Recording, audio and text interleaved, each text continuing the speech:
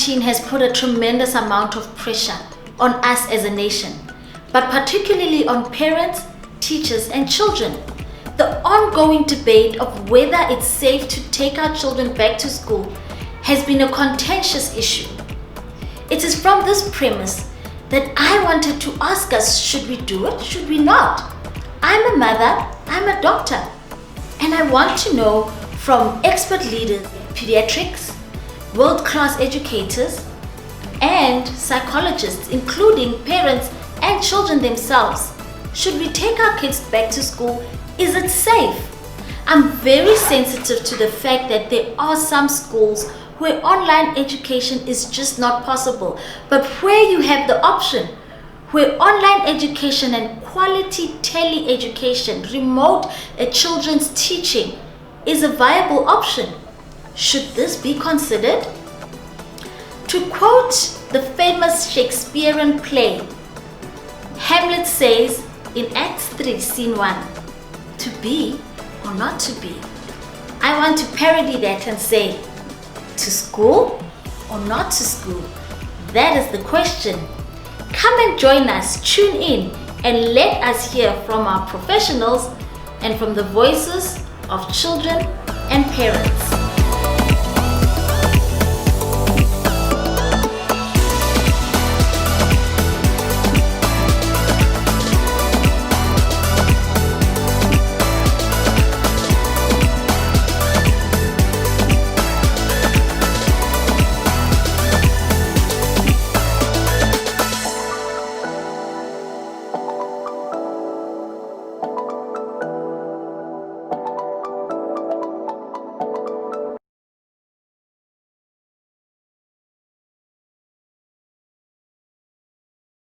I think it's been such an amazing talk. I feel like there's still so much more to add, but maybe just if we can just go around parting shots, 30 seconds, as Prince Hamlet said in Shakespeare's play, to be or not to be. I'm still saying to school or not to school. That is the question. What is your opinion? We'll start with maybe Dr. Buitendorp. Hello, Malebu. The parting words from me would be, I think children should go to school. There's so much for that. We've heard all the problems, the emotional problems that the children can have when they are at home and when they are not at school, and just all the issues that are there. And there's not enough evidence that this illness will cause too much problems. I really think the children should go back to school. Okay. Dr. Ahmed? Hi, Dr. Malebu. Firstly, I wish to salute our principals and teachers for doing a sterling job in terms of putting measures in place to keep our kids safe and using adaptive measures and means to keep them educated and to do more, to do outreach to communities that are less privileged. Speaks volumes. And I would also echo Dr. Buitendorp's sentiments that the evidence is quite overwhelming that children should go back to school. The medical evidence is out there that the risks are low. They should go back to school because they need to learn and they need to socialize. So it's quite clear that. Thank you, Dr. Ahmed. And Dr. Padiachi, your opinion? It's very interesting to hear the side from the teachers and the psychologists and all the efforts that have been put through. So, yes, the evidence does show it favors going back to school, encouraging school. But let me add the little proviso in between. I think we must still look at individual circumstances and not victimize a family or a mother who chooses to keep her child home. A lot that I've learned also through this COVID pandemic, we don't know everybody's situation, but to also have compassion in that life. So even as a parent and a mother, if they have another child at home that may have a cerebral palsy or severe other conditions and they choose not to have their child go to school, we must respect that decision and still support. So through this, parents must have the confidence that the decision they made is taking into consideration holistically their family and their needs on that individual basis. Overall, yes, the evidence says the school is safe. Thank you so much. That actually is very enlightening. I think trying to now support the parents who actually are keeping their kids at home for various reasons. I think, what I like about that is that there are parents who sometimes keep their kids at home because they're just anxious. I have a mother who says that there are no comorbidities at home, everyone is healthy, but if my child steps out at school, I will literally, pull my hair out, wondering what's going to happen to this child. And I guess if that calms the mom down and keeps them, being a great mom, then I think by all means, we're fortunate enough to be in an area where the kids actually make provisos for that. So I like that different point of view. So thanks, Natasha.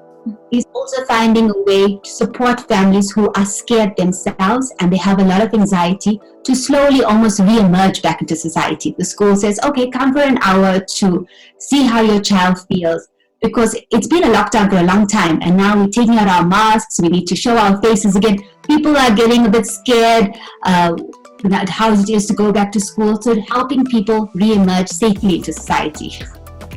Absolutely.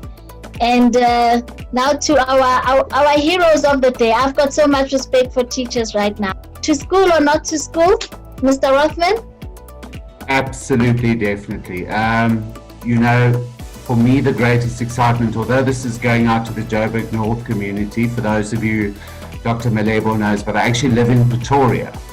So I get in my car every morning at 5 o'clock and with great enthusiasm head down that N14, looking forward to what every single day has in store for us. And just to echo exactly what Dr. Padiachi says, the Crawford schools, we in the authorization phase of moving into the International Baccalaureate. And the most important thing is really about that individualized learning journey that our children are on. And just to have the respect as well for our families that all have their own individual needs, their own individual challenges and that, and it's how we really worked hard to keep it together. And for me, it's been such an enriching thing to see. I think Mr. Rod had actually said the maturity that we've seen. We've seen a change in the children that we work with. We've definitely seen a change in the way they see the world. And through our PYP journey as well, I think the very, very important thing we realized, as isolated as we felt, we have a lot of international connection now, and we're seeing, and our children are seeing, we're not alone. And I think for many of them, at all times, they really thought this was only happening in South Africa.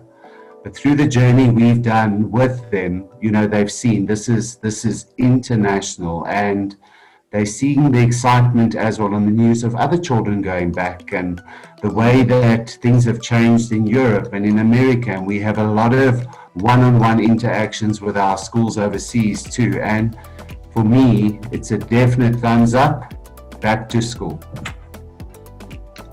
I like that. And that's why I think, the doctors will know there's International Mental Health Day for doctors.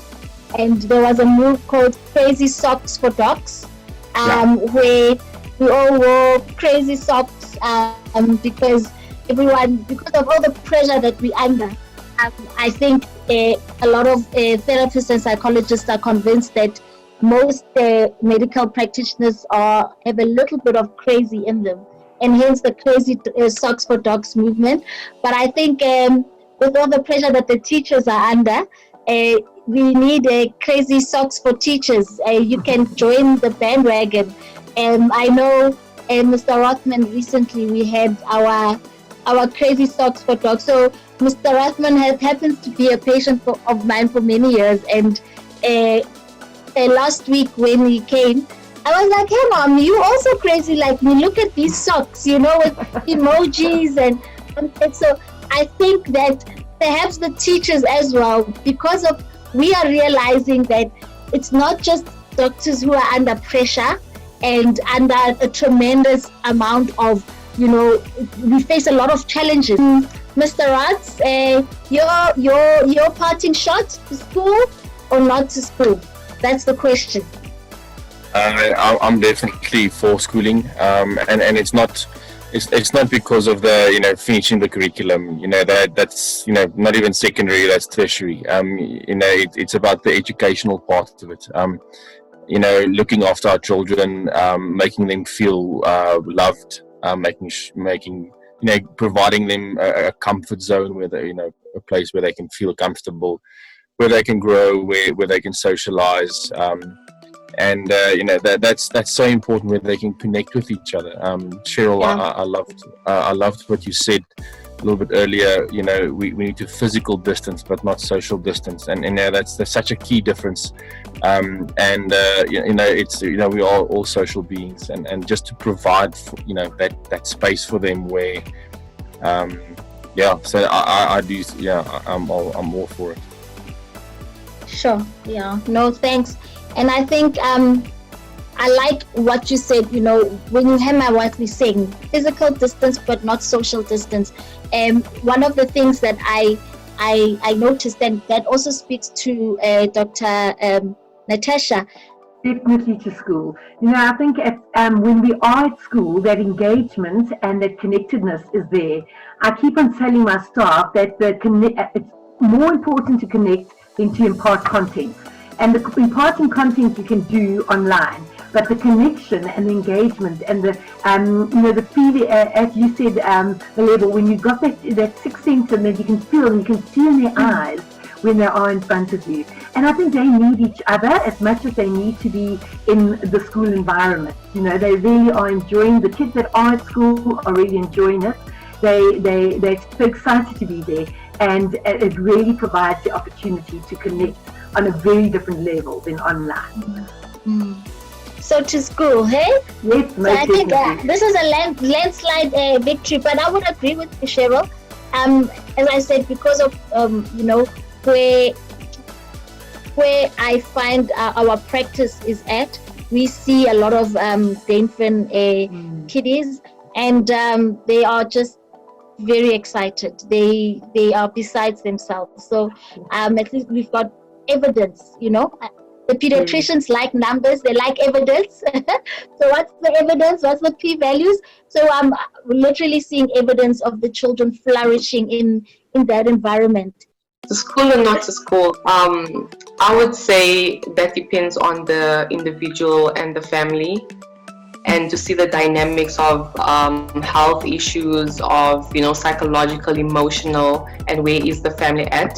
But what I can say as well, from seeing my clients, from how they were when not going to school and when going to school, there's a vast difference of happiness, of just being vibrant and just being happy, and that's what I can say in regarding what I've seen with my clients, but then it goes back to depending on the individual, on the family. Thank you so much. Thank you guys. It's been lovely.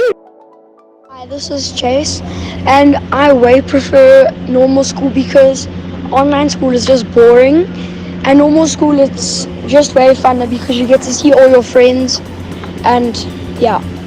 I'm a grade 2 student. When we started online, I had trouble focusing, and now when we're back at school, we can still see our friends and play, but we can't touch. We have to sanitize and still wear masks and social distancing. Hi Dr. M, it's Leanne. As requested, I'm sending a voice note about the pros and cons of COVID homeschooling versus going to school full time. I must say I've really enjoyed the benefit of the girls being back at school full time. as of the beginning of September, when they were at home doing online schooling throughout May, June and July. It was quite a stretch to toggle the work demands, having everything happen in the home and keep abreast of what needed to happen online. The school was amazing in pulling it all together, but it was very challenging. So I must say my girls are loving being back at school. So there are no concerns here other than not enjoying wearing their masks. I am a parent of a 7-year-old girl who attends grade 1. Homeschooling during COVID was very strenuous. The main responsibility was on the parent to teach the child. Online schooling was very beneficial as it gave me as a parent insight into what my child was learning. So I'm appreciative over that. As the lockdown regulations were eased and I needed to get back into work, although I work from home, I could not have a situation where I was working from home and homeschooling at the same time. So I needed to take my daughter back to school. At first she was concerned, but through speaking about what to expect and what to do, which are things we reinforced in the home as well, she was prepared. She now enjoys school thoroughly, so I'm able to work and also to collect her from school, and I still continue to engage to understand what she is learning on a daily basis.